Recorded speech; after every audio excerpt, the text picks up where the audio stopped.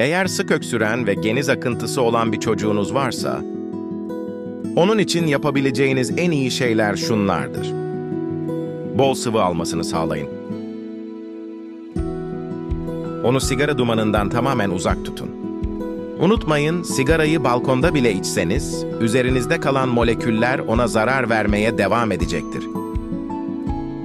Evde toz ve alerjen kontrolüne dikkat edin. Peluş oyuncakları evden tamamen kaldırıp, tüysüz plastik oyuncaklara alışmasını sağlayın.